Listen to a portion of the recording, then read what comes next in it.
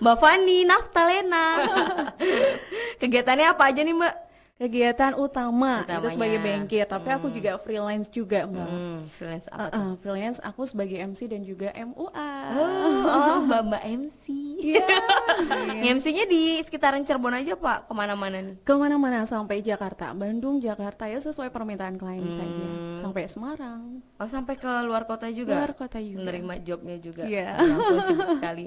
Selain sebagai ibu rumah tangga juga ya? Betul. Ibu rumah tangga, bankir, MC, MUA. Terus tidurnya kapan Mbak? Iya. Cara bagi-bagi waktunya gitu. Cara bagi waktu. Sebenarnya orang kadang bingung ya, kok bisa sih Mbak selain jadi ibu rumah tangga, pegawai bank itu sebenarnya katanya sih menguras waktu gitu ya, kerja dari pagi sampai malam iya, gitu. bener. Terus kemudian setelah pulang aku ngurus anak-anak gitu kan. Sabtu Minggu aku pakai buat kerja juga. Iya, MC juga. MC make up. Make up. Sulit gak sih sebenarnya menurut aku karena ini hobi. Semua pekerjaan aku itu hobi. Jadi aku ngerasa nggak kesulitan untuk manage waktu. Nikmatin saja. Enjoy gitu ya, santuy-santuy gitu ya Santuy. Mbak. Jadi ngerasa kayak hobi yang dibayar aja gitu, Mbak. Seneng sih. Kalau lihat lagi nih di akun channel Mbak Fani, pernah jadi penyiar juga, terus nari-nari juga. Itu gimana ceritanya itu? Berarti udah kunjungi channel Fani Naftalena ya. Aku sharing di situ. Aku ceritakan dulu yang aku tidak bisa bernyanyi. Jadi bahkan aku berprofesi menjadi penyanyi saat itu tuh power of kepepet ya. Karena aku bantu biayain kuliah aku saat itu. Kemudian nari juga Mbak. Aku sebetulnya seneng melihat orang nari. Gimana ya caranya aku bisa nari? Akhirnya short course, kursus pendek gitu. Kalau dunia broadcasting ya, aku juga sempat sharing di situ. Aku tertarik kenapa aku sekarang bisa jadi MC, mungkin salah satunya dulu aku ada di dunia broadcasting ya. Tertariknya itu sebetulnya karena sering dengerin radio sih awalnya. Oh iya seneng ya. Seneng aja gitu. Akhirnya ya udah aku banyak dengerin penyiar, cara dia membawakan acara seperti apa. Aku belajar dari situ. Kemudian aku memberanikan diri untuk ngelamar jadi penyiar radio saat aku masih SMA. Oh masih sekolah. Masih sekolah. Dari Magelang ya terdampar di Cirebon. Terdampar betul.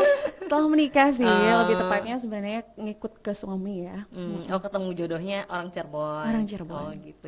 Sekarang nggak dilanjutin di Cirebonnya gitu. Nyoba-nyoba lagi mau siaran lagi. Kayak dulu kayak kangen kayak gitu siaran atau gimana? Kalau untuk saat ini belum ya Mbak. Aku membagi waktunya karena udah MC, MUA gitu. Aku tetap sibuk ya Anda.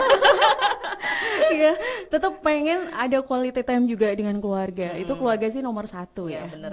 Aku ambil job itu ketika memang aku betul-betul free, baru aku ambil gitu. Yang penting nggak mengesampingkan keluarga. Ya penting banget emang.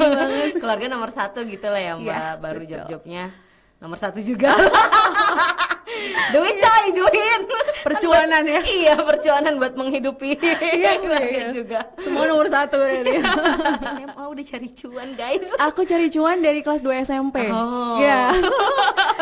Aduh emang ya kelas 2 SMP tuh aku dulu buka rental komputer dulu kan tren banget ya. Jadi emang tertarik cari duit sendiri dari kecil ya. Suka berniaga gitu ya. Berniaga. Karena ibu aku single parent. Jadi pengen bantu ngeringanin beban orang tua kan. Jadi gimana ya? Ya udah. Ngapain ya? Kayak Ngapain gitu aja. Ya. Yang positif gitu Iya, ya. disikat semuanya. Ceritain hal-hal seru dong Mbak pas jadi semuanya tuh bankir, ya MC, MUA. Ada yang paling berkesan gitu nggak sih? Bankir, MC atau MUA? Atau Semuanya nyanyi lah. semuanya. Nyanyinya juga, narinya juga. Oke. Yang agak seru sih sebenarnya nyanyi Mbak. Walaupun sekarang aku nggak profesi nyanyi, tapi aku pernah dulu. Jadi aku tuh nggak bisa nyanyi sebenarnya, nggak ada bakat nyanyi Sama sekali. sama sekali. Aku bedain nyanyi fals dan tidak, aku nggak bisa. Parah kan? Kok bisa ya jadi penyanyi? Do re mi gitunya masih ini. Mbak, nadanya kemana, suara kemana musiknya gitu. kemana. Betul. Kalau latihan di rumah pakai mic, orang rumah tuh kebisingan sampai meterannya dimatiin. Sekring yang di depannya itu ya. Parah banget. Tapi saat itu aku sih bersyukur punya ibu yang luar biasa ya. Jadi dia support banget aku apapun yang aku lakuin gitu. orang bilang aku nggak punya bakat nyanyi, tapi hanya ibu aku yang bilang suaranya bagus. Aku pede Mbak, dari situ sih aku percaya suara aku bagus menurut ibu aku. Berarti ada lah yang bilang bagus Iya. gitu ya, selain diri sendiri. Iya, ya udah aku ngapalin satu lagu. Terus ibu aku ketika misal kondangan atau misalnya ada event yang ada entertainnya itu, ayo nyumbang lagu satu lagu. Jadi itu memang apa ya, latihan yang paling terbaik sih menurut aku, terjun langsung. Iya, jadi kan di depan audiens gitu ngadepin, ya udah aku nyumbang satu lagu. Nah setelah itu aku dititipin tuh ke player-player, Nitip anakku ya. titip anak aku dibelajarin ya gitu. Oh ya udah, nggak dibayar nggak apa-apa katanya. Biar Awalnya berani gitu ya, biar berani, berani yang penting tampil. pede dulu. Terus latihan lama-lama kan namanya olah vokal gitu ya, lama-lama juga nanti bisa terbentuk, terbiasa betul. terbentuk. Akhirnya ya sudah, dari satu lagu aku hafal, kemudian Apa tuh, inget nggak lagu pertama yang aku nggak inget ya waktu itu. Dangdutan ya? Pop juga, semua genre aku hafalin satu-satu, pop, dangdut, satu-satu lagu yang populer. Nah dari cuman 10 lagu mungkin sampai ratusan lagu aku hafal.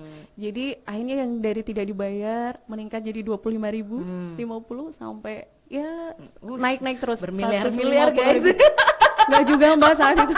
Tapi yang penting hasil dari aku bernyanyi itu bisa untuk bantu biaya kuliah sampai selesai. Oh berarti biaya kuliahnya biaya sendiri dari hasil Iya. nyanyi. Ikut lomba-lomba gitu nggak? Lomba apa? Lomba nyanyi. Sempet sih, Charlie's Angel. Dulu kan Charlie lagi cari dayang-dayang. Iya. Iya. Masuk sih 10 besar di Jogja, cuman mungkin belum rezeki aku nggak lanjut. Mantap, ikut lomba-lomba seru. Iya, dari aku nggak bisa nyanyi bisa jadi nyanyi tuh Mbak. Iya, padahal Berarti kan nggak ada bakat ya. nggak ada bakat. Dari yang fals sampai jadi merdu guys. Iya, aku tuh sampai sehari jobnya sampai 3 kali Mbak. Pagi, siang, malam. Digojret terus. Iya, demi percuanan. Iya. Demi hidup yang lebih gitu. Contohnya Mbak Fani ini kan dari kecil nih sebenarnya suaranya fals, akhirnya dilatih, mau belajar, kayak gitu, Betul. mau kerja keras, akhirnya bisa deh Iya. jadi penyanyi yang jobnya kemana-mana, keluar kota. Sampai luar pulau. Oh, luar pulau juga. Kalimantan. Oh, jauh-jauh. Itu acara apa, Mbak? Itu ikut band sih aku. Oh, ikut band. Sekarang masih nggak bandnya? Enggak sih, aku begitu menikah aku sudah, setelah menikah kemudian pindah ke sini aku udah Nyanyinya nggak udah berprofesi nggak. jadi penyanyi lagi. Tapi menikahnya sama anak band juga ya? Iya. Gak jauh-jauh Nggak dari jauh. situ. Jodohnya. Iya. Anak band juga. Betul. Barangkali ini jadi collab-collab gitu sama suami. Sekarang ya di channel YouTube mungkin Oh, ya nyanyi-nyanyi. banyak yang request juga sih Iya. cover, coba sama suami gitu. Suami kan backgroundnya entertain gitu. Jadi biar collab. Jadi ya itu flashback ya gitu kan. Dulu jadi penyanyi, sekarang udah lama nih nggak nyanyi. Nyanyi sama suami sama anak-anak. Iya benar. Ide Seru. bagus sih Mbak, Iya. belum itu. Nanti next time. Iya. Kalau nge-MC nih sama udah keluar kota juga kan? Nge-MC iya. Nge-MC awalnya nggak dibayar juga. Awalnya nggak dibayar. Kayak nyanyi juga. Pokoknya kalau babat alas gitu ya, nggak usah mentingin materi gitu sih pesan aku ya. Yang Jadi awal-awalnya gitu ya. tingkatkan kualitas diri dulu saja sih. Iya biasa. Iya Mbak. benar. Dan aku sih prinsipnya gini Mbak. Misalnya standar MC seperti saya misalnya itu tuh setara dengan yang harga 1,5. Tapi aku nggak hargain yang lebih rendah dari itu.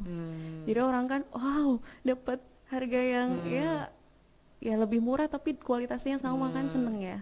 Kasih harga yang lebih rendah sedikit.